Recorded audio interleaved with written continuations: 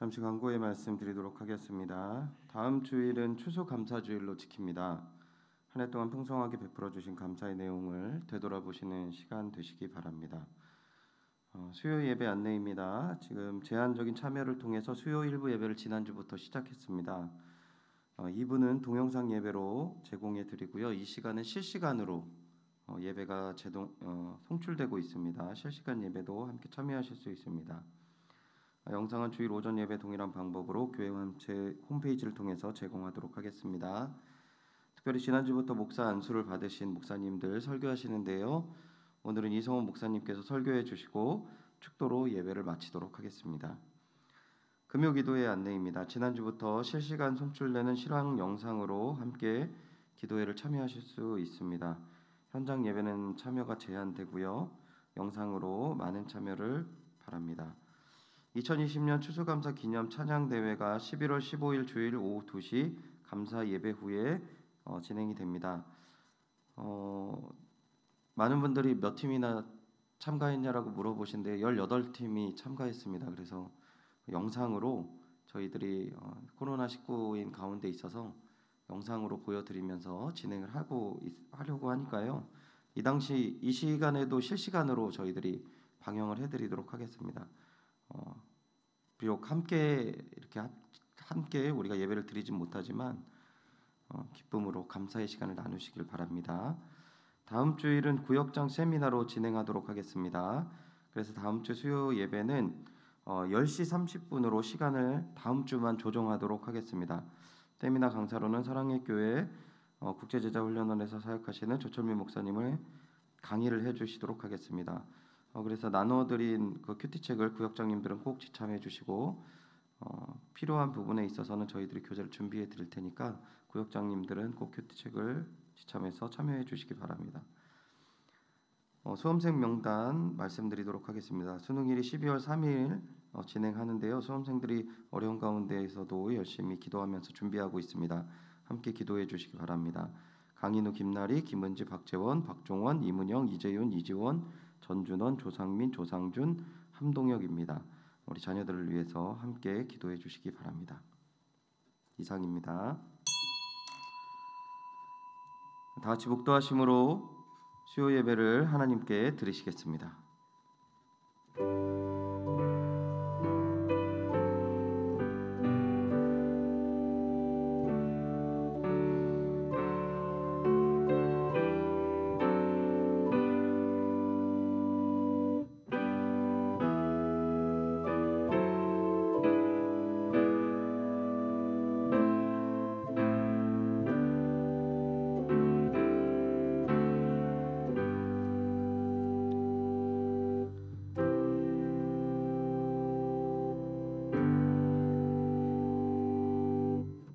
하나님, 오늘 주의 백성을 주님의 성전에 모이게 하심 감사드립니다.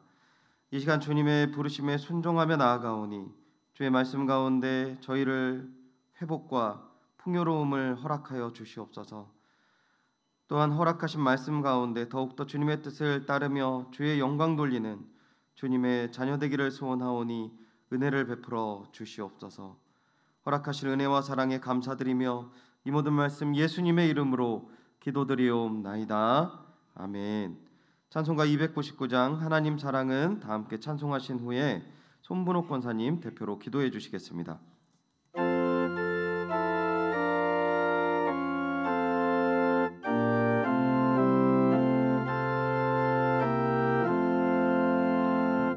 하나님 사랑은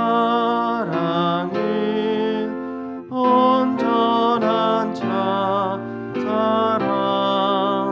내 맘에 부어주시사 충만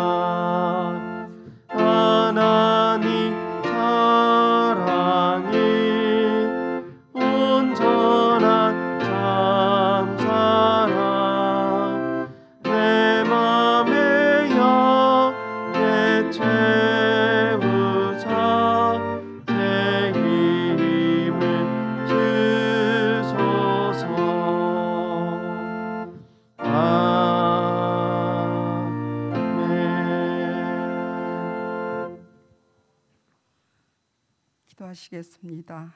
그런즉 너희는 먼저 그의 나라와 그의 의를 구하라. 그리하면 이 모든 것을 너희에게 더하시리라. 우리의 생명이 되시고 소망이 되시는 하나님 아버지, 오랜 시간 동안 코로나19로 힘든 삶 속에서도 주님의 끝없는 사랑으로 보호하여 주심으로 오늘 예배 자리에 나올 수 있게 하심을 감사드립니다. 지금 이 땅에는 결실의 계절을 맞이하여 저희들에게 풍성한 것으로 채워주시는 주님, 저희들도 예수님의 사랑을 힘써 전할 수 있게 하여 주시옵소서. 사랑의 주님, 우리 연희교회를 세우시고 지금까지 함께 하신 주님, 담임 목사님 정빙을 위하여 기도합니다. 주님의 말씀을 잘 전하실 수 있는 준비된 목회자를 모실 수 있도록 도와주시옵소서. 담임 목사님 공석 중에도 교회를 섬기는 당회원과 부교육자들과 그의 많은 분들의 수고와 헌신하고 있습니다. 주님께서 더 많은 것으로 채워 주시옵소서. 11월에 있을 모든 행사 위에도 주님 함께 하셔서 잘 진행되도록 도와주시옵소서. 우리 교회에 한우들이 있습니다. 주님의 능하신 손으로 깨끗게 치유가 되게 하여 주시옵소서. 파송된 선교사님들의 먼저 가정에 평안함을 주셔서 맡겨주신 사역 잘 감당하게 하여 주시옵소서. 사랑의 주님, 이제 수능 시험이 얼마 남지 않았습니다. 우리의 자녀들이 그동안 힘써 준비한 거 헛되지 않게 하셔서 기쁨의 열매가 있도록 도와주시옵소서. 말씀을 전하실 이성원 목사님께 성령의 능력으로 붙들어 주시고 듣는 저희들은 귀한 말씀을 듣고 이 어려운 시기에 소망의 말씀으로 받아 삶에 큰 힘이 되는 말씀이 되게 하여 주시옵소서. 예배 시정을 주님께 의지하며 우리를 구원하신 예수님의 이름으로 기도드립니다. 아멘.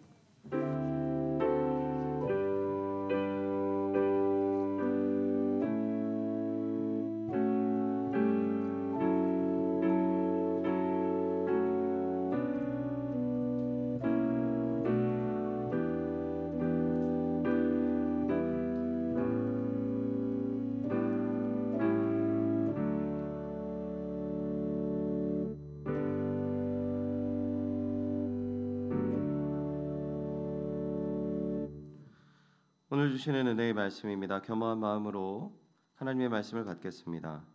하나님의 말씀은 요한일서 4장 7절부터 11절까지 말씀입니다. 신약성경 391면에 있습니다.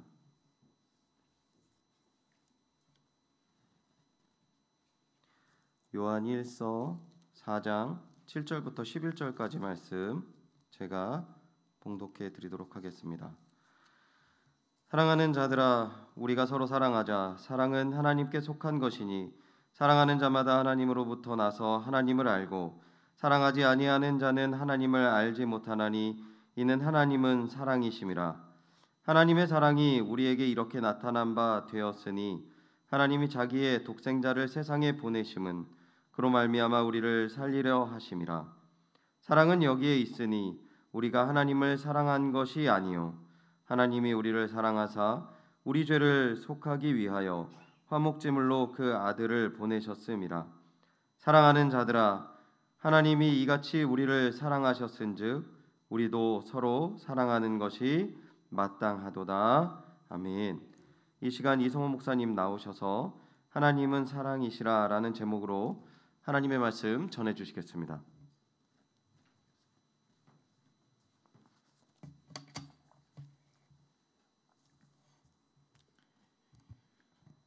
오늘 저와 여러분이 읽은 말씀 중에서 가장 많이 나오는 단어가 있습니다. 어떤 단어죠?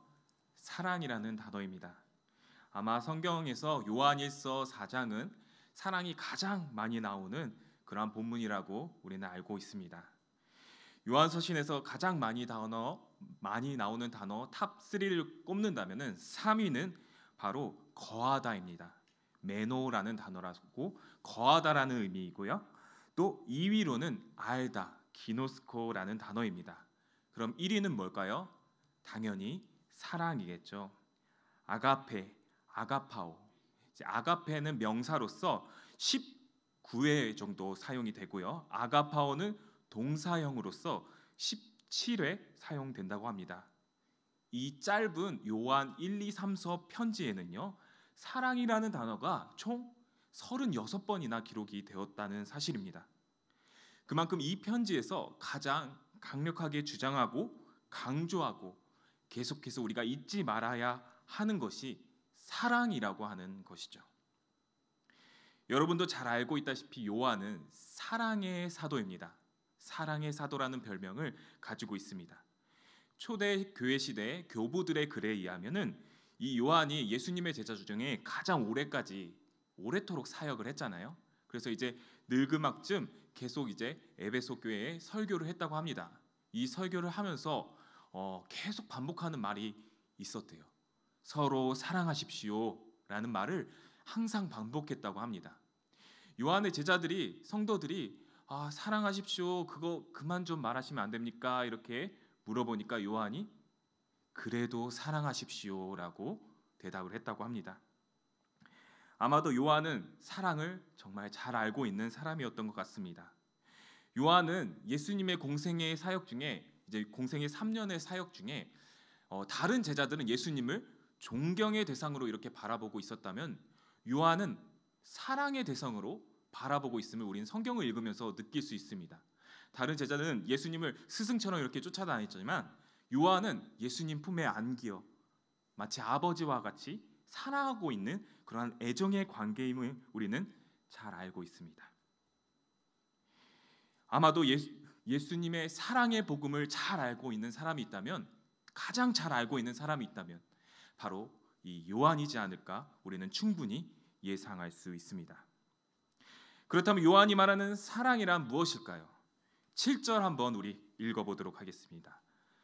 사랑하는 자들아, 우리가 서로 사랑하자. 사랑은 하나님께 속한 것이니 사랑하는 자마다 하나님으로부터 나서 하나님을 알고. 요한은 사랑하는 자들아 이렇게 말하고 있습니다. 호칭을 사랑하는 자들아 이렇게 말하고 있는데요, 2장에서는 나의 자녀들아 이렇게 친근하게 말하는 반면 여기에서는 사랑하는 자들아 이렇게 얘기하고 있습니다. 지금 요한은 사랑에 대해서 말하고 있음을 앞에서부터 이야기하는 것이죠. 사랑은 하나님께 속한 것이니 라고 말하고 있습니다. 이 말을 뒤집으면요, 사랑은 우리에게 속한 것이 아니다 이 말입니다. 사랑은 사실 여러분이 알고 있는 그 사랑이 아닙니다. 여러분이 알고 있는 그 사랑의 개념이 사실은 사랑이 아닐 수도 있습니다. 이렇게 말하고 있는 것이죠. 여러분은 사랑을 잘 알고 계시나요? 연애를 많이 하면, 사랑을 많이 하면, 사랑한 세월이 오래 지나면은 사랑을 더 잘 알 수 있겠죠. 세상적인 사랑은 그렇게 알 수도 있을 것입니다. 그러나 요한은 하나님의 사랑은 그러한 것으로 우리가 더욱 알게 된다는 것이 아닙니다. 요한은 이 편지를 읽고 있는 공동체 가운데 이러한 말을 하고 있는 것이에요. 당신들이 사랑이라고 알고 있고, 사랑이라고 행하고 있고, 사랑이라고, 이게 사랑이라고 부르고 있던 그 모든 것들이 사실은 하나님의 사랑이 아닐 수도 있습니다 라고 요한의 공동체에게 경고하는 말씀일 수도 있다는 것이죠. 요한의 공동체에 어떤 일이 있었길래 왜 요한은 이러한 섬뜩한 메시지를 이 요한일서에서 이야기하고 있는 것일까요? 당시 요한일서를 수신하고 있는 공동체에는 여러분도 잘 알고 있다시피 영지주의 사상이라는 그러한 이단적인 잘못된 가르침이 유행하고 있었습니다. 이 영지주의 많이 들어보셨죠? 영적인 것이 선하고 육적인 것은 더러워서 이 영적인 지식을 소유한 사람만이 선하게 되고, 심지어는 이 영적인 지식을 소유하고 있는 사람만, 이 영의 세계를 알고 있는 사람만 구원받을 수 있다, 이렇게 말하는 주의였습니다. 이것을 다 설명하기는 시간이 모자랄 것 같고요. 근데 이 이단 사상의 잘못된 가르침에 부정적인 결과, 영향들이 있었습니다. 그 중에 하나가 바로 엘리트주의예요. 여기에서 말하고 있는 엘리트는 우리가 잘 알고 있는 잘 나가고 똑똑하고 상위 1% 그런 엘리트가 아니라 이 영적인 지식이 있는 사람을 가리킵니다. 이 영적인 지식이 있는 사람은, 소유한 사람은 구원을 받을 수 있다. 이 영적인 지식이 없는 사람은 구원을 받을 수 없다. 그렇게 해서 이 영적인 지식을 아는 사람만 이렇게 모여서 구분을 짓고 저 사람은 아니다, 저 사람은 우리 편이다, 이렇게 파당을 짓는 모습이 이 요한의 공동체 가운데 나타났다는 것이죠. 이러한 분위기가 계속되면 어떻게 됩니까? 교회 안에서 점점 갈등이 깊어지고 하나님의 사랑이 왜곡되고 하나님의 사랑이 사라질 수도 있다는 것이죠. 우리 8절을 한번 읽어보도록 하겠습니다.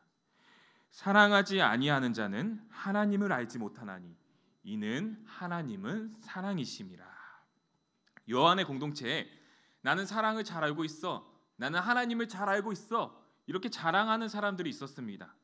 그러나 사실은 자신은 하나님에 대해 영적으로 잘 알고 있다고 말하면서 사실은 정말 예수님의 사랑을 알지 못하는 사람일 수도 있다고 요한은 우리에게 말하고 있는 것이죠. 여기 후반절에 하나님은 사랑이심이라 라고 요한은 말하고 있습니다. 하나님은 사랑이심이라. 하나님은 사랑이다. God is love. 우리 잘 알고 있죠. 그런데 제가 신학교에서 또 주일학교 때도 배웠던 것 같아요. 사랑은 하나님이다. 이렇게 말하면 절대 안 됩니다. 이렇게 많이 배웠었어요. 전도사님에게 또 목사님에게. 이거 거꾸로 하면 정말 잘못한 것이다. 이렇게 말했던 것 같아요. 배웠던 것 같아요. 이게 어떤 차이가 있죠? 하나님은 사랑이다. 사랑은 하나님이다.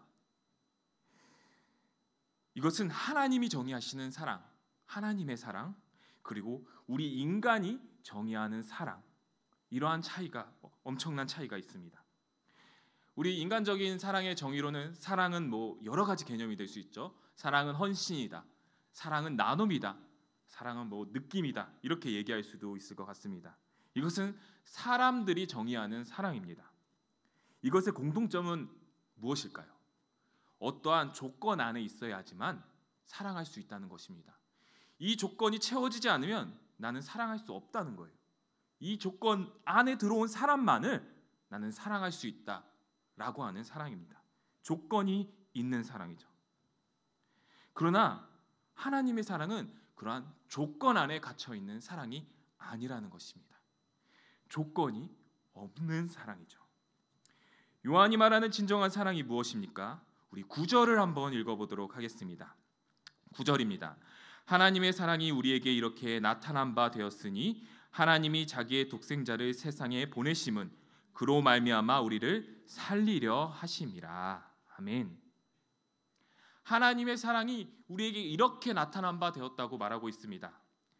하나님이 자기의 독생자를 세상에 보내신 것이 하나님의 사랑이 이렇게 나타난 것이 되었다고 설명하고 있어요. 우리는 이것이 하나님께서 자신의 아들 예수 그리스도를 이 땅 가운데 보내셔서 십자가를 우리 대신 지게 하시고 우리를 구원하신 그 십자가의 사랑이라는 것을 너무나도 잘 알고 있습니다. 너무 많이 들어서 그럴까요? 너무 흔해서 그럴까요? 우리는 이것이 마음에 안 다가올 때가 많고 또 이게 정말 하나님의 사랑인가 느끼지 못할 때가 많은 것 같습니다. 가끔씩 우리는 이러한 질문이 생기는 것 같아요. 십자가의 사랑은 저 사람도 이 사람도 다 받는 사랑이니까 나만을 위한 사랑이 아니지 않습니까? 그러니까 뭔가 십자가의 사랑은 특별하게 느껴지지 않습니다. 이렇게 질문할 수도 있을 것 같아요. 그러나 여러분들은 다 경험해 보신 적이 있으실 겁니다. 하나님의 사랑이 진정으로 우리 마음 가운데, 우리 가운데 임하면 이 사랑은 정말 나를 위한 사랑, 나를 위한 특별한 사랑, 나를 위한 유일한 사랑으로 우리에게 다가온다는 것을 여러분들은 다 체험하신 적이 있으실 겁니다. 이에 대하여 어거스틴은 이러한 말을 했습니다. 하나님께서는 이 세상에 사랑할 사람이 나 하나밖에 없는 것처럼 나를 사랑하십니다. 어거스틴은 이렇게 말했습니다. 이것이 진정한 하나님의 사랑의 능력이요 신비인 줄 믿습니다. 우리는 그 조건 없는 무한한 사랑을 받았다는 것입니다.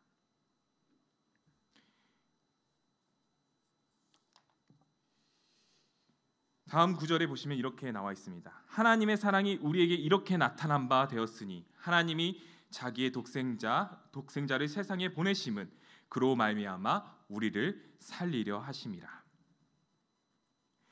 요한은 요한복음에서와 같이 다시 한번 독생자를 알려주고 있습니다.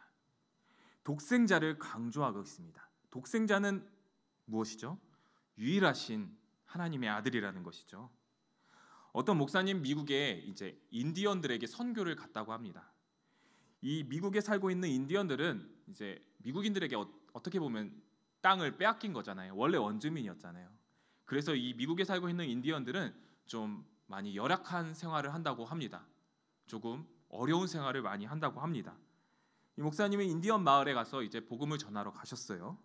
근데 저기 벤치에 이제 석양을 지는 모습을 바라보고 있는 어떤 할머니를 발견했다고 합니다. 그런데 그 할머니의 눈의 초점이 흐리멍텅한 거예요. 초점이 없고 뭔가 이제 삶에 의욕이 없는 것처럼 그 눈빛이 보였다고 합니다. 동네 주변 사람들이 그 할머니 그냥 말 걸지 말라고 이렇게 말하시는데 왜 그러냐면 그 할머니의 삶이 너무나도 힘들었다고. 아들들이 있었는데 첫째 아들은 지금 사고를 당해서 죽었고, 또 둘째 아들은 마약에 빠져서 지금 생사를 알 수 없고, 또 셋째 아들은 강도짓을 하다가 감옥에 갇혀버렸고, 가족들이 다 흩어지고 없어진 생활을 하고 있다는 것입니다.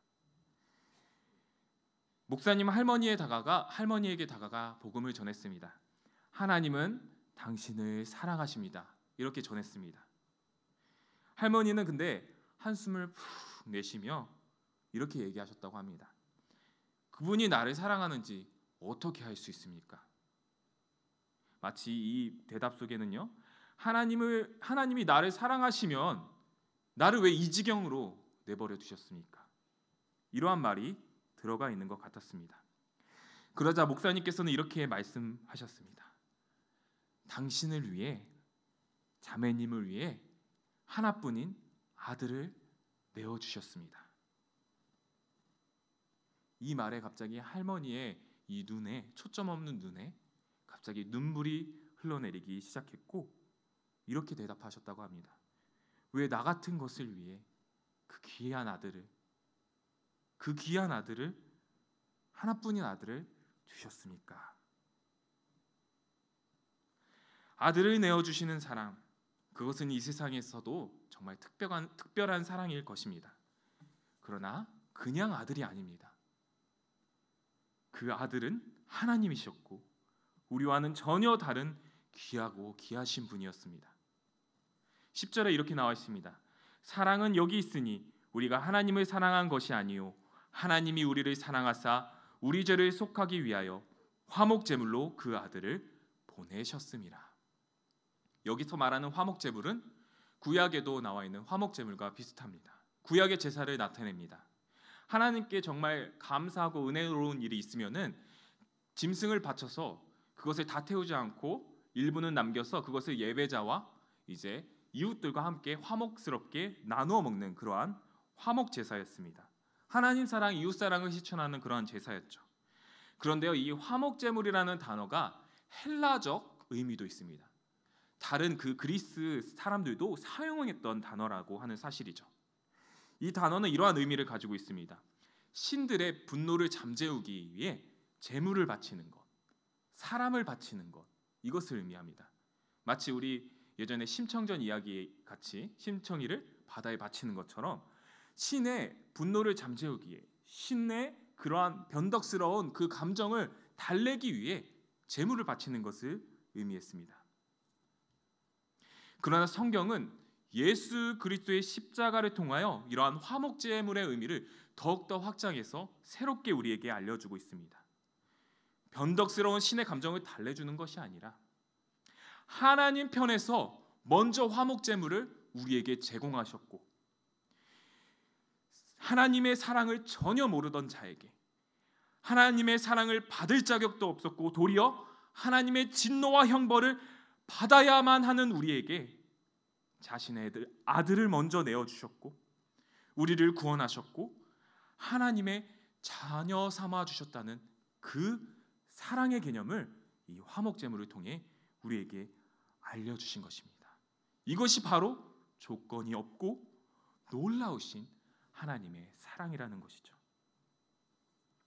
우리 11절을 다 같이 마지막으로 한번 읽어보도록 하겠습니다. 사랑하는 자들아, 하나님이 이같이 우리를 사랑하셨은즉 우리도 서로 사랑하는 것이 마땅하도다. 아멘.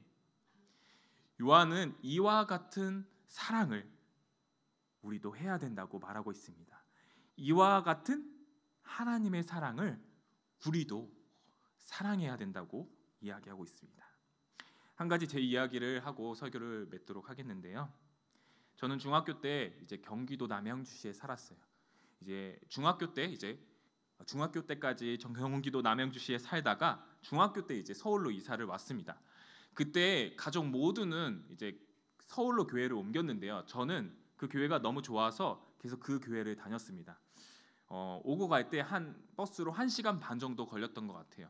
이제 매번 이제 예배를 드리러 그 교회를 갔었는데 제가 방송실을 섬겼어요. 그래서 수요 예배도 가고 금요 예배도 가고 또 토요일 날 가서 교회에서 자고 주일 날 방송실을 섬기기도 했습니다. 1부 예배가 7시였거든요. 그래서 저는 그렇게 방송실을 섬겼는데요. 가끔 방학 때 말씀 사경회나 수련회가 정교인 수련회가 있으면은 길게 교회에서 자고 이렇게 생활할 때가 있었습니다. 근데 교회에서 잘 수 있는 환경이 되게 열악했어요. 보일러도 잘 안 되고 씻을 수도 없고. 그래서 목사님이 하도 안타까워서 담임 목사님이 안타까워서 사택에 와서 지내라 이렇게 말씀하셨습니다. 당시 저희 그 모교회는 사택이 하나밖에 없었어요. 담임 목사님 사택을 말하는 거예요. 지금 저에게 담임 목사님 만약에 담임 목사님 와서 우리 집에서 자라 이러면은 못할 것 같아요. 근데 그때는 좀 제주처럼 잘 자고 막 그랬었습니다. 그때는 어려서 그랬는지 잘 자고 그랬습니다. 방학 때 수련회 사경회가 겹쳐가지고 한 2주 동안 집을 들어가지 못하고 교회에서 지내고 사택에서 지내고 방송실을 섬겼던 것 같아요. 재워주실 뿐만 아니라 이렇게 같이 식사도 하게 해주셨고 제 빨래도 이렇게 사모님이 해주셨습니다. 근데 2주가 지나고 이제 집에 갈 시간이 다가올 때 왠지 민폐가 아닌가 그때 이제 늦게 이렇게 생각이 들더라고요. 이러한 눈치를 목사님이 알아채셨는지 이제 끝날 때쯤 목사님께서 이렇게 마지막 식사 때 이렇게 얘기하셨습니다. 너는 우리 아들이라고 생각해라. 너무 불편하게 생각하지 마. 너는 성원이는 우리 아들이야. 우리 가족이야. 이렇게 얘기해 주시는 겁니다. 그 마음이 너무나도 좋더라고요. 그리고 돌아갈 때 이제 버스비도 이렇게 10,000원 지어주고 이렇게 저를 보내주셨습니다. 버스 안에서 왠지 모르게 막 눈물이 났어요. 그때 저는 이런 생각이 들었습니다.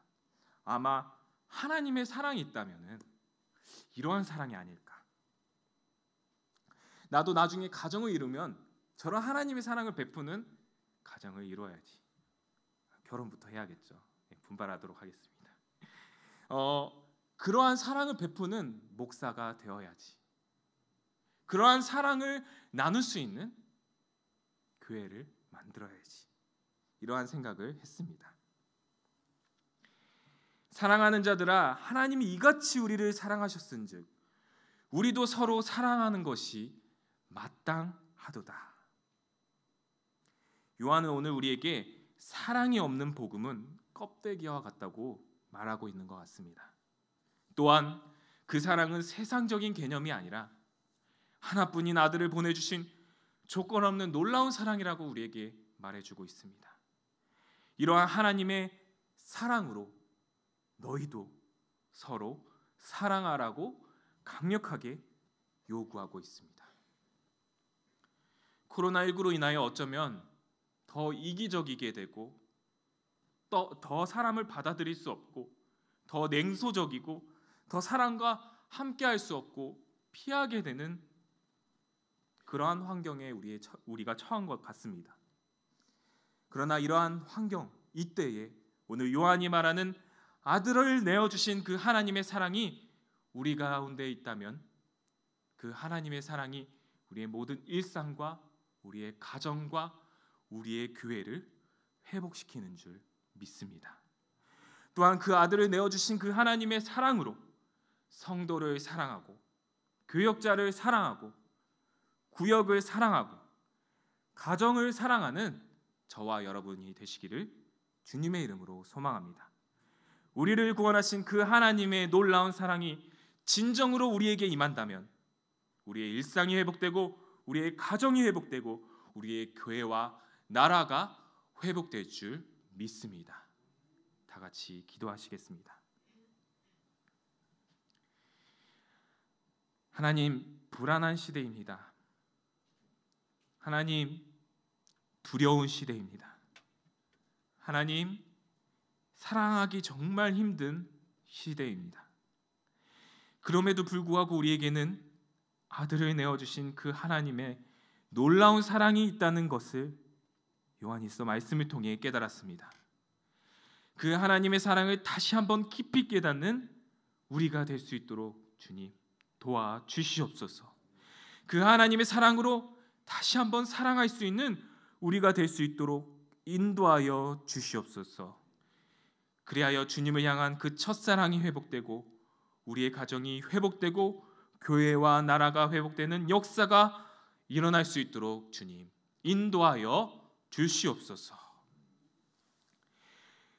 이제는 우리 구주 예수 그리스도의 은혜와 자기 아들을 내어주신 아버지 하나님의 사랑과 성령 하나님의 감화 감동 역사 교통하심이 하나님의 사랑을 다시 회복하기를 원하는, 그리고 그 하나님의 사랑으로 다시 한번 형제 자매를 사랑하기를 원하는 이 자리에 있는 모든 머리와 가정과 심령들 위해 이제로부터 영원까지 함께 있을지어다.